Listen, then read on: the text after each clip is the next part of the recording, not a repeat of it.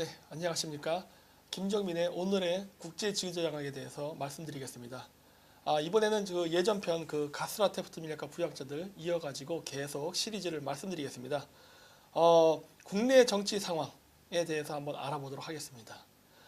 현재 우리나라 주변에는 굉장히 복잡한 그러한 국제 강대국들 간의 이해관계가 얽혀서 현재 싸우고 있는데, 현재 북한도 이 와중에 지금 핵 개발하고 있지 않습니까? 그래서 굉장히 지금 어지러운 상황인데, 어떻게 보면 우리나라는 그러한 주변의 굉장한 긴장 관계 속에서 상당히 태평하게 살아가고 있는 것 같습니다.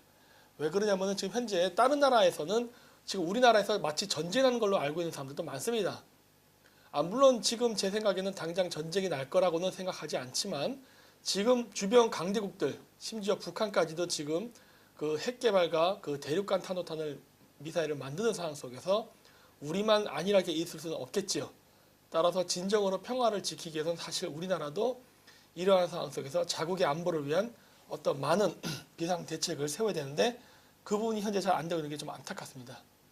박근혜 대통령 탄핵이 일어난 이후에 새로 보궐 대통령 선거가 있었지 않습니까? 그때 당시에도 우리나라에서 굉장히 많은 그러한 혼란이 있었는데, 그것이 무엇이었냐면은 여기 보시면 알겠지만은 모 정당의 여기 민주당 쪽 이 경선 안에서 보면은 조선족들이 투표에 굉장히 영향력을 끼칠 수 있다라는 식으로 문자 유포들이 굉장히 많았습니다. 여기 나온 것은요, 제 핸드폰으로 직접 들어온 겁니다. 왜 저한테 이거를 보냈는지 이해가 안 되지만은, 그래가지고 당시에 중국 거주 동포들이 움직이면은 사드 철회도 가능하고, 모 후보가 대통령이 당선된다면 중국이 바로 그러한 한국에 대한 경제 제재를 철회하겠다고 이야기하였다. 뭐 이런 식의 등등의 이런 이야기들이 계속 유포가 되었었습니다. 이때가 언제였냐면 민주당의 대통령 후보 경선 때였어요. 자, 그렇다면은 중요한 것은 어떻게 중국의 조선족 동포가 우리나라 국내 정치, 즉 대통령 후보 선정에 영향력을 끼칠 수 있는가입니다. 이거는 사실 불가능한 거예요. 하지만 이것이 앞으로는 가능해질 수도 있습니다. 왜 그러냐면 최근에 나온 것은 지방 자치제 분권화 있지 않습니까? 지방 분권화를 하게 되면요, 대통령이라든가 국회의원까지는 뽑을 수 없지만 지방의원 같은 사람들은 외국인 노동자들, 그 다음에 조선족이라든가 다른 해외 동포들도 투표권을 가질 수가 있습니다. 이렇게 되게 되면요, 각 지방이 중앙 정부로부터 독립이 해서 분권이 되는데, 그 분권된 지역에 어떤 특정 외국인 교포들이 많이 살게 되면요, 그 지역은 독립적인 어떠한 정치적 공동체가 만들어질 수도 있는 그러한 상황이 발생할 수가 있지요. 그런 것들이 지금 현재 보여지는 상황이고, 실질적으로 이러한 이 움직임을 굉장히 빠르게 추진하려고 하는 것들이 현재 민주당 내에서 이루어지고 있죠. 따라서 이번에 헌법 개정을 한다고 하는데, 그 헌법 개정이 지금 현재 여당의 민주당이 원하는 대로만 된다면 어쩌면 우리나라에는 많은 차이나타운이 생기게 될 것입니다. 그리고 일부 지역 같은 경우는 독자적으로 고려연방제에 가입해가지고 북한과 교류하려는 단체도 생길 수 있고요. 이런 부분들이 굉장히 지금 우려가 되는 상황이 발생하고 있는데, 여기도 보면은 문재인 대통령이 처음에 대통령에 당선됐을 때 중국의 시진핑 주석은 우리나라와 굉장히 친밀한 관계를 가질 수 있기를 기대한다고 아예 대놓고 얘기를 많이 했습니다. 그래서 초창기에 문재인 대통령이 대통령으로 당선이 되었을 때 굉장히 중국 쪽에서는 환대를 했죠. 근데 이제 이러한 부분이 왜 그러면 문제가 되느냐? 우리나라의 그러한 이 문재인 정권 밑으로 새로 배정된 참모진들이 어떠한 생각을 갖고 있는지가 굉장히 중요하기 때문인데, 여기도 보시면은 김상곤 씨가 뭐라 말하겠느냐? 주한미군을 철수시키고 한미동맹을 폐기해야 된다. 이런 이야기를 했단 말이에요. 그리고 실질적으로 청와대 내부에는 주사파 사람들이 굉장히 많습니다. 따라서 청와대 내부는 반미적 성향이라는 걸 알 수 있어요. 따라서 이러한 반미적 성향을 가진 정치인들이 미국을 견제하기 위해서 중국과 친해지려는 것은 너무나도 보지 않아도 뻔한 사실이죠. 그리고 실질적으로 그러한 일들이 일어나게 되었고, 따라서 저는 이러한 부분이 앞으로 우리나라에 굉장히 큰 위기를 몰고 올 것이라고 저는 생각합니다. 그리고 이러한 친중파 정치인들이 우리나라에 많이 늘어나게 되면 늘어나게 될수록 우리는 대중국 무역량도 확대가 될 거예요. 근데 이 대중국 무역량이 확대가 되는 것이 우리의 국익에 도움이 되는가 안 되는가를 반드시 생각해 봐야 되는데, 지금 현재 우리나라의 친중파 정치인들이 대중무역을 하는 방식을 보면은 그것은 우리나라의 국익에 별로 도움이 안 된다고 저는 판단이 됩니다. 자, 왜 그러냐면요. 여기 보시면은 SKT 중국 화웨이 장비 도입 추진에 업계 시끌 해가지고, 이게 무슨 내용이냐면요. 우리나라의 그 이동통신사 업체들이 있지 않습니까? KT, 그 다음 LG U+, 그 다음에 SKT. 이러한 3대 주요 통신사의 그 서버, 주요 서버를 화웨이 장비를 집어넣겠다고 합니다. 이미 집어넣었지요. 근데 이 부분이 문제가 되는 이유는요. 이 중국의 이 기업인 화웨이는요. 중국 인민해방군 소속의 그 외화를 버는 그 국영기업입니다. 따라서 이 화웨이가 버는 수입은요. 중국 인민해방군의 국방비로 들어가게 되는 거예요. 그렇기 때문에 우리나라에 쓰는 모든 통화, 우리가 전화 하루도 안 하고 살 수 없지 않습니까? 그리고 우리가 문자 메시지도 많이 보내죠. 근데 우리가 이런 식으로 365일 쓰는 이동통신사의 서버에다가 화웨이제 제품을 박는다면은, 물론 걔네들이 그 수입도 가져가는 것도 있겠지만 더 중요한 건 무엇이냐? 바로 우리나라 대한민국 국민의 정보가 유출될 가능성이 매우 높아집니다. 왜냐하면 이미 이 화웨이 회사는 미국에서도 그 장비에 부품으로 들어가서 백도어를 만들어 가지고 해킹을 했던 전력이 있는 회사거든요. 근데 이런 회사의 부품을 우리나라가 굳이 무리하게 이 우리나라 주요 통신 3사에다가 박아가지고 이러한 제품을 쓸 이유가 무엇인지 저는 도저히 이해가 안 됩니다. 이 그 화웨이 제품을 집어넣는데 주도적인 역할을 했던 사람이 바로 그 전 LG U+ 부회장이었던 이상철 씨죠. 이 사람은 친중파라고 저는 볼 수 있습니다. 왜? 이 사람은 LG U+ 다니던 시절에도요. 중국하고 아주 긴밀한 교류를 가졌고 많은 학술적 교류라는 차원에서 중국을 왔다 갔다 했습니다. 그리고 나서 나중에 LG U+를 나온 다음에는 화웨이의 고문까지 맡아서 지금 일을 하고 있어요. 근데 이 사람이 LG U+ 재직 시절에 우리나라 주요 통신 3사에다가 화웨이 기판을 깔게 했습니다. 당시에 많은 그 관계자들은 이 부분에 대해서 부정적인 시각을 가지고 있었어요. 여러 가지 그 보안이라던가 그 다음에 어떤 정보 그 암호 이런 여러 시스템에 문제가 있을 수 있기 때문에 반대를 했는데, 이 사람이 이것을 그 주도했죠. 근데 이 사람의 그 전직을 보면 또 예전에 KT 대표이사도 했었어요. 그러니까 KT 대표이사, 그 다음에 LG U+ 부회장, 이 두 군데를 다 한 거예요. 그러니까 아까 앞쪽 페이지에서 제가 뭐라고 얘기했죠? SKT에다가 화웨이 장비를 그 도입하는데 이 사람이 주도적이었다 그래요. 그 우리나라 3사 업체를 다 건드렸다는 소리예요. 이 사람이 직접적으로. 근데 이 사람이 이런 식으로 국내에서 그런 일을 하면서 재직 시절에 또 무엇까지 했냐면 스페인에서 열린 최대 모바일 전시회 모바일 월드 콩그레스에 2017에 화웨이 부스에서 특별 강연까지 했다고 합니다. 그러니까 이 사람은 이미 재직 시절부터 화웨이와 아주 긴밀한 관계를 유지했어요. 그리고 한국에서 일이 끝나자 바로 화웨이의 고문으로까지 갑니다. 그럼 이 사람은요, 제가 봤을 때 이거 스파이입니다. 산업 스파이예요. 그리고 이 사람은 지금 우리나라 대한민국 5천만 명의 개인정보가 유출될 수도 있게끔 그 역할을 해주고 간 거예요.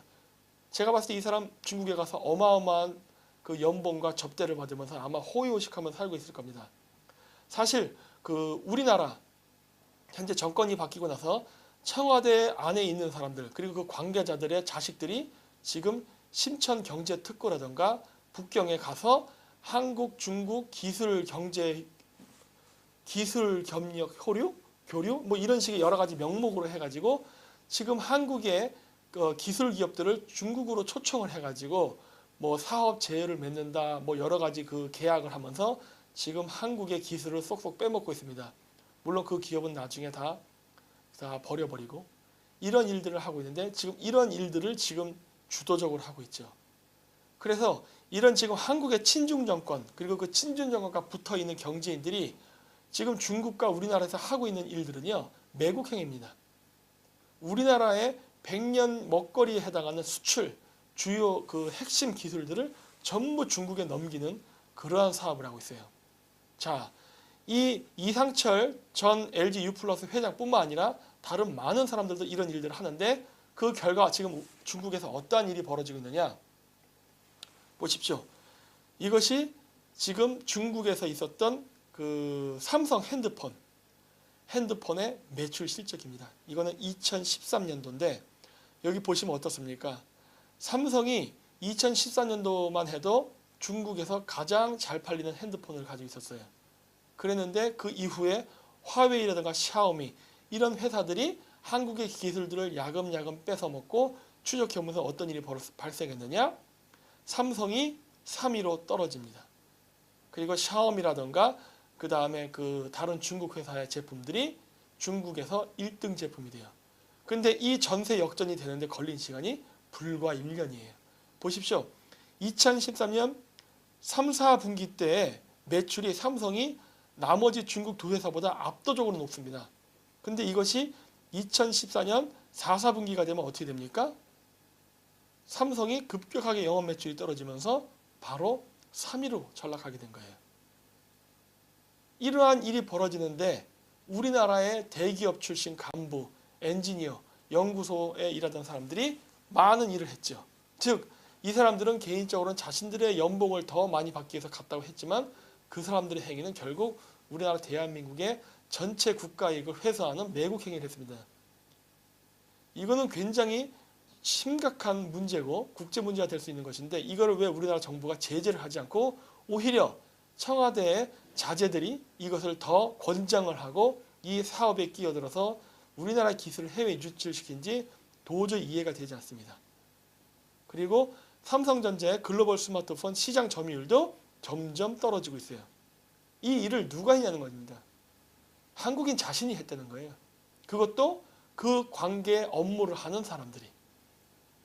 그러니까 지금 중국이 한국의 전자제품 시장을 급격히 추격해오고 있는 것은 중국인들이 열심히 노력해서 기술 개발해서 하는 게 아니라 한국 내부의 친중파들, 이 사람들이 국가의 기술과 자본을 유출시키면서 이 일을 돕고 있다는 겁니다. 그러니 지금의 친중 정권이 얼마나 위험한지를 알 수가 있죠. 또 다른 거 볼까요?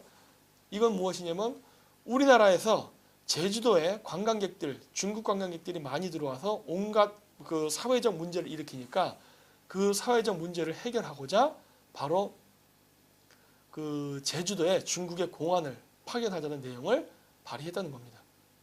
근데 이것도 보시면은 민주당 의원으로 나와요. 그리고 이것을 윤병세 전 국방부 장관이 적극 검토하겠다 했죠. 근데 전 이 부분이 이해가 안 되는 게 왜 이러한 것을 이야기하며 국회 안에서 그리고 뭔 놈에 검토할 게 있다고 이걸 검토합니까? 이거는 이런지아예 거절을 해야 될 내용이에요. 이러한 사건은 과거에도 있었죠. 바로 가스라테프트 밀약이 일어나기 이전 우리나라에서는 동학혁명이 일어났죠. 뭐 동학혁명이다, 동학난이다, 뭐 동학운동이다 여러 단어들이 있는데 일단은 전 중립적인 용어로서 동학운동이라 하겠습니다. 이 동학운동이라는 게 일어났을 때 고종은 동학군을 제대로 제압을 못합니다. 왜? 그 당시 조선 말기에 고종, 그 다음에 고종의 부인이었던 민비의 부정부패와 매간매직에 극에 달아서 조선의 국군이 세했기 때문에 이러한 농민군 자체를 조선의 관군으로 진압할 수 있는 군대 병력조차 없었던 거예요. 그러면서 어떤 일이 발생했느냐? 바로 외국군을 끌어들입니다. 청나라와 일본군이죠. 그래서 일어난 그 결과가 뭡니까? 청일전쟁이죠. 청일전쟁 끝나고 조선의 고종은 러시아 대사관으로 도망간 아간파천을 하고 이런 일들이 발생했죠. 지금 제주도에 중국인들이 많이 와서 여러 가지 사회적 문제를 일으킨다고 여기다가 지금 중국 공안을 끌어들이겠다는 것은 지금 제2의 청일전쟁, 즉 제2의 중국과 일본 혹은 미국과의 전쟁을 한 번 더 불러일으키는 짓을 하고 있는 겁니다. 그런데 이런 것들을 적극 검토하겠다니 이 나라 지금 대통령, 그 다음에 그 밑에 있는 국무총리, 그 다음에 그 국회의원들은 도대체 어느 나라 사람이며 무슨 생각을 하는지 저는 굉장히 의심스럽습니다. 그리고 또 이런 것도 있었죠. 이것도 또 민주당이에요. 김병호 의원인데 이 사람이 뭐라고 얘기했느냐? 사드 피해를 대책을 마련하기 위해서 우리가 중국에 가서 이야기를 해야 된다. 이것도 말이 안 됩니다. 우리나라가 무슨 4대 조공 외교를 하는 것도 아니고, 그리고 중국은 과거 냉전 시대 때부터 지금까지 우리나라에 몇천 발의 미사일을 한반도에 겨냥하고 있습니다. 지금 냉전이 끝나고 화해 분위기가 됐고 한국과 중국은 서로 긴밀한 무역 관계를 이루는 나라임에도 불구하고 지금 중국은 우리나라에 여전히 수천 발의 미사일을 한반도로 겨냥해서 쏠 준비를 하고 있는 거예요. 근데 우리는 왜 사드 배치 한 대라도 하면 안 되는 겁니까? 중국은 해도 되고 우리는 하면 안 되는 겁니까? 그리고 왜 이거는 지금 미군의 전략적 방어 차원에서 하는 건데 우리가 여기서 감나라 콩나라를 하죠? 이건 여러 가지 면에서 이치에 안 맞고 말도 안 되는 거거든요. 근데 이런 짓을 왜 민주당은 지금 하고 있는 것이죠? 그런 건 또 있었죠. 또 민주당이 이번에 박근혜 대통령 탄핵 이후에 비리를 밝혀내겠다고 삼성의 반도체 제조 공정을 공개하자고 하죠. 근데 이것도 말이 안 되는 게 제조 공정을 공개하게 되면요. 영업 기밀이 바깥으로 유출되는 겁니다. 그러면 우리가 반도체를 보다 효율적으로 그리고 보다 잘 만들 수 있는 핵심 기술이 유출되게 되는 거예요. 그래서 제조 공정은요 보여주지 않습니다. 이거는 우리가 다른 나라에 가서 자동차가 됐던 비행기가 됐던 다른 어떤 전자 제품 아니면 어떤 그 물건을 만드는 제조 생산 라인을 가져가면요 보여주지 않습니다. 왜? 그건 영업 기밀이기 때문에 그래요. 근데 이거를 왜 보여달라고 해갖고 보여줬는데 그것도 안 된다고 얘기했음에도 불구하고 강제로 요구해서 결국 보여주면서 절대 유출시키지 말라 그랬더니 이걸 왜 유출시켰습니까? 중국 보라고 일부러 한 거 아닙니까? 그러니까 이 민주당 계열의 그 국회의원들을 보면요 굉장히 친중적이고 중국의 이익에 굉장히 도움이 되는 행동을 의도적으로 한다는 걸 알 수 있어요. 근데 이런 사람들이 지금 여당이 됐으니 지금 우리나라가 어떻게 될 거라고 생각되십니까? 또 이런 것도 있었죠. 소경길 의원. 외국인이 정당에 가입하는 것을 허용하게 해달라는 법을 발의했답니다. 말도 안 되는 소리죠. 다른 나라에서 언제 이런 법을 한 적이 있습니까? 중국은 그렇다면 이걸 합니까? 여기서 말이 외국인 정당 가입이죠. 우리나라에 들어와 있는 외국인들의 절대 다수는 중국인입니다. 그건 중국인들이 우리나라의 정당에 가입하게 되면 어떤 일이 발생할까요? 중국의 입맛에 맞는 정책이라든가 법안을 우리나라 국회에서 만들게끔 할 수 있게 되는 거예요. 그리고 각종 로비와 뇌물 이런 것들이 오갈 수 있는 환경을 조성하는 거거든요. 이런 거를 왜 송영길 의원은 지금 하려고 하는 겁니까? 이 사람 중국파죠? 친중파. 이 사람은 지금 왜 우리나라 국익에 반한 행동을 하려고 그러죠? 이러한 법안을 발의하기 전에 그러면 우리도 똑같이 중국에다가 그러한 법안을 만들게끔 해야 되는 거 아닙니까? 무슨 법이 한국 일방적으로만 하고 중국은 하지 않는 그런 일방적인 법을 왜 만들려 하는 겁니까? 지금 뭐 미국의 제국주의 어쩌고 그렇게 비난하는 사람들이 지금 왜 중국 애들의 그러한 노골적인 제국주의는 아무런 말을 안 하고 침묵을 지키죠? 이러한 거는 제국주의 아닙니까? 그리고 이러한 것을 주도하고자 하는 민주당은 신제국주의의 끈앞풀 아닙니까? 자, 그리고 중국은 이 한국 내에서 친중파 의원들이 중국을 위해서 온갖 그 일을 하고 있음에도 불구하고 그거를 더 가열치게 더 그 두들겨 패죠. 여기도 보시면은 중국의 황구시보에서 한국의 보수 언론들에 대한 국민들이 사드 배치 문제에 대해서 긍정적으로 하면서 이 민주당의 이런 사드 배치 반대를 하려는 저지하려는 거에 대해서 많은 의견을 제시하자 뭐 한국 사람들 뭐 김치 먹고 혼미한가 이런 식으로 말도 안 되는 머리 기사를 따면서 신문을 발행한다는 겁니다. 근데 왜 이런 거에 대해서 민주당은 왜 아무 말도 안 합니까? 아베 수상이 독도 문제라든가 위안부 문제에 대해서 뭔가 이야기를 하면 아주 벌떼같이 일어나죠. 민주노총서부터 정교조까지 온갖 난리를 치고 온갖 문제를 다 얘기하면서 비판을 하는데 왜 중국이 이런 식으로 노골적으로 얘기할 때는 왜 아무 말도 안 하냐는 겁니다. 이 사람들은 자존심도 없고 국격이라든가 국가의 국익에 대해서는 생각 안 하는 겁니까? 그리고 우리나라에서 아까도 얘기했듯이요. 냉전 이후 지금까지도 중국은 수천 기의 미사일을 한반도를 향해 겨루고 있습니다. 근데 우리는 거기에 대응하는 것으로서 그 사드 배치도 못하게 하고 그리고 북한이 지금 북핵 개발하고 있는데 그게 대응 무기로서 우리도 전술핵 미사일을 도입하고자 하는데 이것도 지금 중국이 못하게 방해하고 있는데 청와대도 왜 중국하고 똑같은 이야기를 하냐는 겁니다. 이런 상황인데 만약에 우리나라에서 외국인이 정당 가입을 허용하게 하는 법안을 만들어 보십시오. 그럼 우리는 완전히 중국의 아바타가 돼버립니다. 꼭두각시 정권이 되는 거죠. 그리고 또 무엇이 있었느냐? 최근에 우리나라에서 그 미국의 그 세탁기라던가 가전제품들 그 관세를 막 미국이 50%막 추가로 붙여서 그 무역법을 하자 우리나라가 그걸 FTO에다가 그 제소해서 승소하고 한 사건이 있었죠. 그리고 또 추가로 또 제소한다 그러죠. 근데 중국이 우리나라에 대해서 일방적으로 무역에 불이익을 줄 때에는 엄연히 승소가 될 수 있는 것도 이렇게 스스로 청와대에서 제소를 안 하고 포기했습니다. 왜? 중국의 심기를 불편하게 할까봐. 그런데 미국이 하는 거에 대해서는 왜 이렇게 용감하게 대응을 합니까? 이 국제 무역에 있어서 어떤 문제가 발생했을 때 그것을 대응하는 데에는 일관성이 있어야 됩니다.